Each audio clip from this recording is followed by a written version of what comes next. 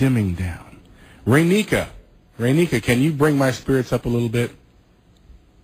I hope so. Okay, well, give it a shot. What's going on? Well, actually, I wanted to talk to you about an article. It was in the paper December the 15th about the energy assistance program. I believe that. Okay, that was me in that paper. Oh, okay, the about the energy assistance program. Okay, I got you. Right. Okay, that article was not posted right.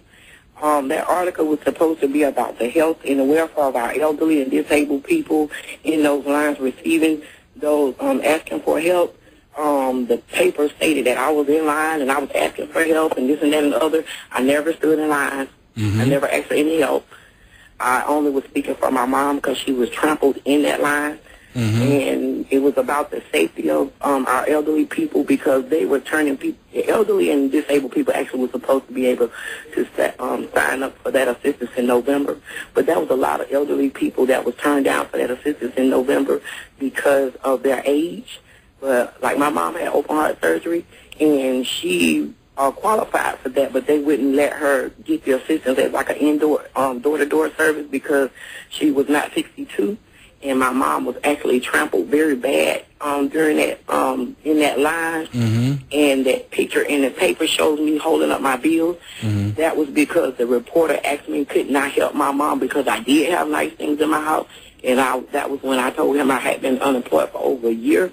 And I told him I have bills to pay myself, and I only showed him those bills. I never requested any help or anything. But since that time, I've had the most hits on Facebook. I had the most hits on Making.com. There's people threatening me. There's people pointing fingers at me. I couldn't even go out and get my Christmas dinner without people criticizing me and saying I'm begging and this and that and the other. But I have a job, and I've been a full-time student since I've been unemployed, and I've maintained a 4.0 average, and if I could help my mom, I would have helped my mom. But my mom is disabled, and everybody knows that disability people did not get a cost of living raise for, I don't know, last couple of years. And I just wanted to make a correction about that because I have really have been going through it with the public about that picture and about that newspaper article. Because I never requested any help. I never stood in line or any of that. So, Raymeica, there's only one problem with that.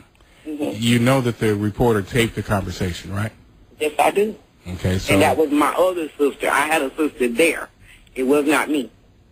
Oh, okay. See, so that was the big. So he didn't talk to you at all.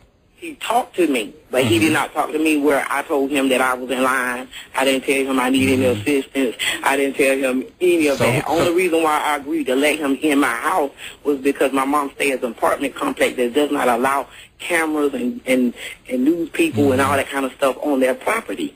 So he met me at my house when I got off work so he could talk to my mom about her experience. It didn't have anything to do with me.